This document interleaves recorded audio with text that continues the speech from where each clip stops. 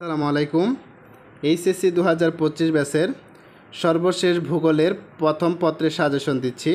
এখানে আমার কাছে অষ্টম অধ্যায়ের এমসিকিউ কিছু আছে, এগুলো আপনারা দেখে যেতে পারেন। মেক্সিকোতে সারা বছর বৃষ্টিপাত হয় কোন স্রোতের প্রভাবে? দক্ষিণ নিরক্ষীয়।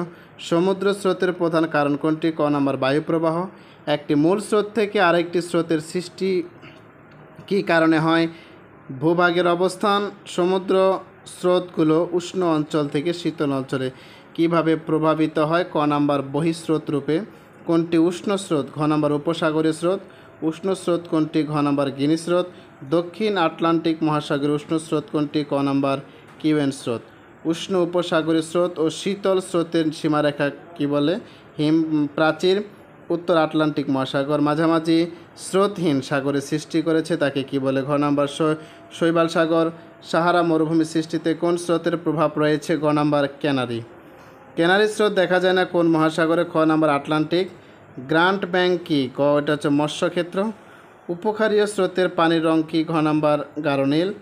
এর আগুলহাস কোন মহাসাগরের স্রোত? ক নাম্বার দক্ষিণ মহাসাগর। আমরা মুষ্টিময় কয়েকটা এমসিকিউ পড়ব, তাতে আমাদের এখান থেকে আসার সম্ভাবনা বেশি।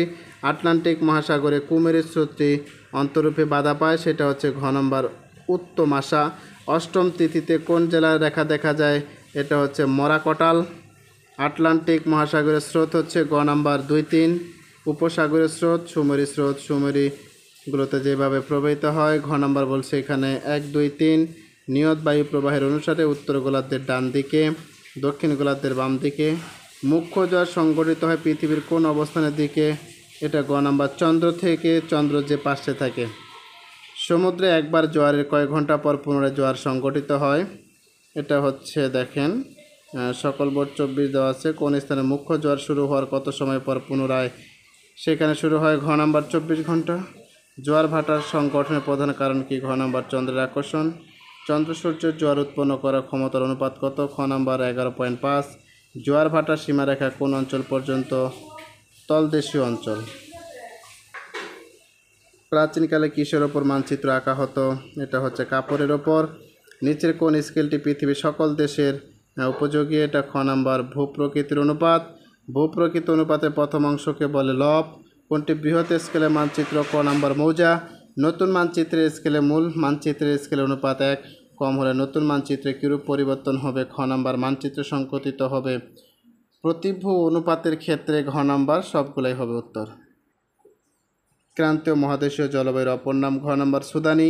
দক্ষিণ এশিয়ার দেশসমূহ প্রধান কোন অঞ্চল অন্ত? এটা হচ্ছে মৌসুমি। বাংলাদেশের জলবায়ুর সাথে সাদৃশ্যপূর্ণ জলবায়ু কোন দেশে? ভিয়েতনাম। মৌসুমি বায়ুর অন্তর্ভুক্ত দেশ কোনটি? ক নাম্বার মায়ানমার। নিচের কোন দেশে ভূমধ্যসাগরের জলবায়ু দেখা যায়? ক নাম্বার এটা হচ্ছে গ্রিস। শীতকালে সূর্যরশ্মি তির্যকভাবে পতিত হওয়ার কোন ধরনের অবস্থার সৃষ্টি হয়? গ নাম্বার তাপমাত্রা হ্রাস। পৃথিবীর ফলের ঝুড়ি কোন জলবায়ু অঞ্চলকে বলা হয়? খ নাম্বার ভূমধ্যসাগরীয়। ভূমধ্যসাগরের অঞ্চলে বৃষ্টিপাত হয় গ শীতকালে। রেশম কোন জলবায়ু অঞ্চলে উল্লেখযোগ্য শিল্প? ভূমধ্যসাগরীয়। আরও কয়েকটি এমসিকিউ আপনাদেরকে দেখিয়ে দিচ্ছি, আপনারা এগুলো দেখে যাবেন। দেখেন উত্তরগুলো স্পষ্ট করে দেওয়া যাচ্ছে, স্পষ্ট করে উত্তরগুলো দেখাই দিচ্ছি, আপনারা এগুলো সম্পর্কে একটু দেখে যাবেন। আমি আর না পড়ে দিচ্ছি, আপনারা দেখে যাবেন এগুলা। তো পরবর্তীতে আগামীকাল আপনাদের গঘ নিয়ে একটা ভিডিও আসবে, ক খ গ ঘ নিয়ে সর্বশেষ একটা ভিডিও আসবে, সেটার আমন্ত্রণ জানিয়ে অগ্রিম আমন্ত্রণ জানিয়ে শেষ করছি। আল্লাহ হাফেজ।